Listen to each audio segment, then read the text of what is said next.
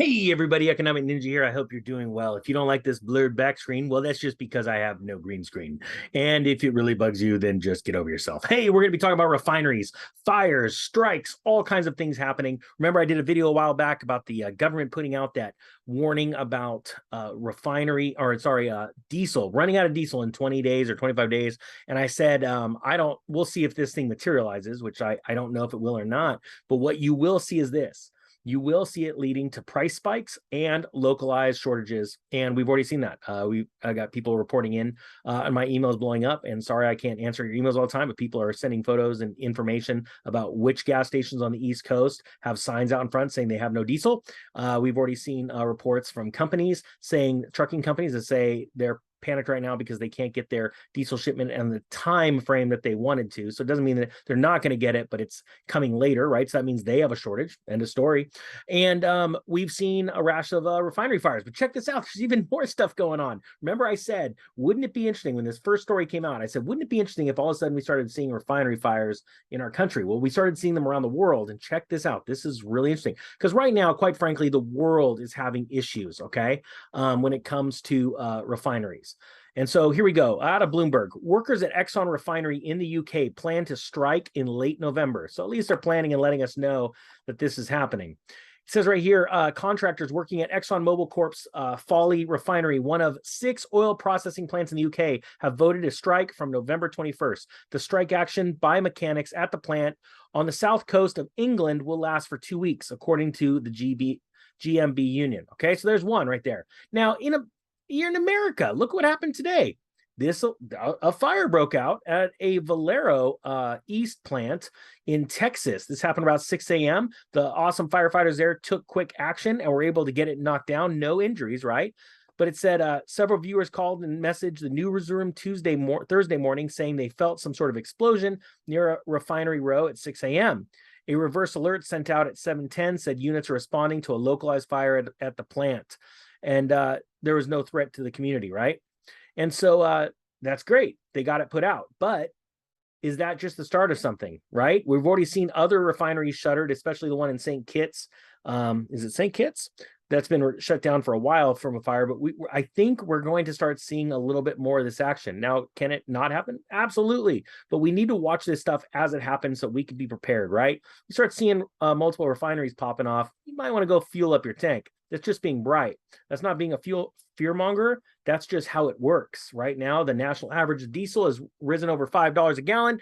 If you don't think that is because of fear due to the possibility of a shortage and people running out, these are just smart people and buying up diesel, then I don't know what you can do. You can turn around and pretend like you're the coolest dude in the world because calm down, nothing's happening, but it actually is. That's actually what's happening. There's a shortage, and that's what brings up the price of diesel. When there's more buyers than sellers, it means there's a shortage of diesel. There's not enough shortage for all the people, so they bid the price up. That's literally how it works. But you don't need to go to economic school to learn that. Now, check it out. This just came out November 3rd, today, and this just came out. Partial strike continues at Total Energy's Finlandsen oil refinery, says union. I don't read very well. And this is out of Paris. Partial strike is continuing for Total Energies in northern France. A CGT power union official told Reuters Thursday, adding to a halt to the refining part of the site has yet to be confirmed. So now we have one starting in the UK, we have one continuing in France, and then I believe this one is right here just backing this up. It says around 45% of France's oil refining capacity remains offline following strike action last month, but supply is set to improve as one of the major refineries is back on steam, while another is due to return to full capacity by the end of the week. So that sounds really promising, right? But here you're seeing more and more information about strike actions and what they're doing. So we're seeing a ton of energy going into striking. We are seeing multiple refineries around the world catching fire. It almost seems like this is the time last year, I want to remind everyone, when we started seeing literally consistently once every couple of weeks or month, and then it broke into every couple of weeks, food processing plants around the country just burning up and blowing up. And when those halted, they slowed down and stopped in June, July. We started seeing food processing plants around the world catching fire. So I think there's a lot of pressure being put on us on purpose, quite frankly, but that's just the conspiracy theorist inside of me. Hey guys, do me a favor, say I'm one of them too in the comment section. If you feel the same way, then you know you're not alone, but I'll just be honest and tell you what I think and how I feel. And it's just my opinion. It says right here, these walkouts that have just ended. Now, okay, so there's still one going on in France, but these ones are talking about that just ended. And look at the story. I want to lead you to this. This wasn't just, recently, right? I'm going to check this out.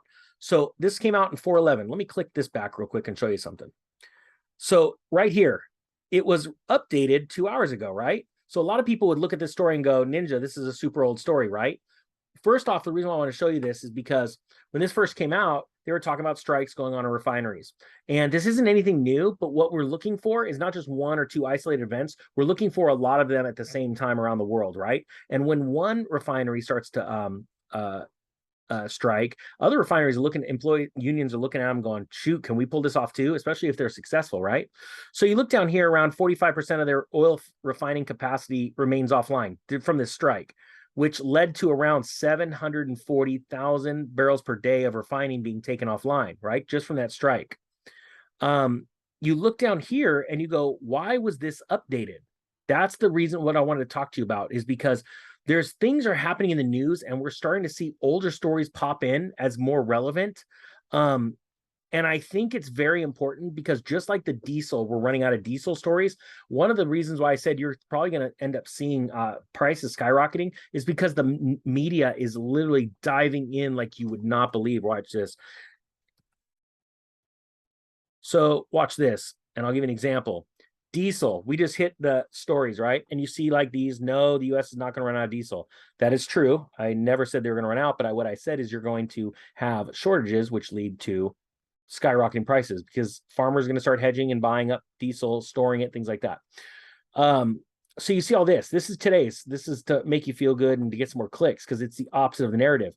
But if you look down here, you're going to see tons and tons of articles. If you just do a news story search for diesel, you're going to see lots of them where one news outlet is picking up on another news outlet, picking up on another news outlet, and it's like this self-fulfilling prophecy, right?